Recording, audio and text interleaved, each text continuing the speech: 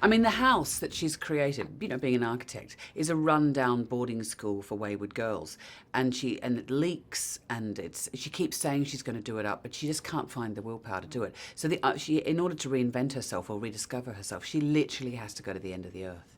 And I suddenly remembered after doing the film that in Frankenstein, he chases the monster to the Antarctic. So the Antarctic has this sort of, in a literary context, it has this place where it's the end of the earth. It's the last place on earth you can go before you jump off and kill yourself. So, you know, you better bloody well discover who you are, or the ice is going to get you. Right. But it was one of the highlights of my life, being out in a kayak looking at those icebergs. I didn't know who I was either. It's monumental.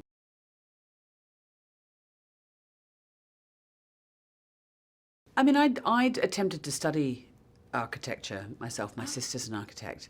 I mean, there's many female architects who I greatly admire. I mean, Elizabeth Diller, for one, you know, who's led the Broad and the evolution of what's the Shed and the Hudson Yards in New York.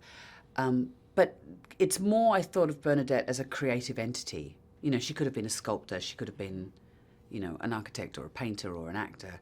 I actually thought it was more about creative energy thwarted rather than basing her on anybody. And there's so much Bernadette in the book to draw from. And then meeting Maria, who actually gave me her dark glasses, which was really lovely. So I wore her dark glasses in the film. And just talking to her about her own experience. So it was more about that stuff that I thought of, I think. Yeah. And just being a parent, really.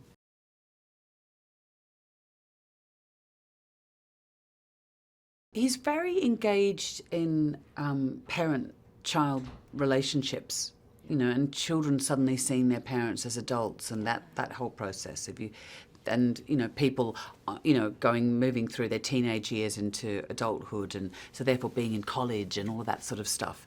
So this was material. It was like the flip of boyhood in a way. Yeah. That was a, you know, mother-son, and this is a mother-daughter relationship. But he's great, and he loves rehearsing, he loves talking everything through so that when you get to shoot, the script is absolutely rock solid, and then you've got to make it look like it's fresh and happening for the first time. But he was great, he's so interesting, and his energy is very laid back, but it masks he's very meticulous.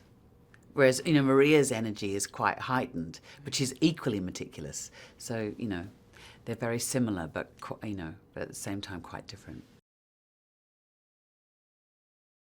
悩み多き主婦バーナデット、建築家の夢を捨て家族に全てを捧げて生きてきたけど Honey, are you getting enough sleep? Sleep? What's that? 夫、娘、ママ友にいつも振り回されて Your hillside just slid into my home! もう限界 Bernadette! She disappeared. Bernadette. まさかの逃亡 So step aside, because I am about to kick the hell out of life. I'm gonna get my gear. To launch my second act. I have this one shot. It's twice the challenge anyone ever imagines. もう一度人生を輝かすシアトルから南極への大冒険 Just thinking about it's got my heart racing. バーナデット、ママは行方不明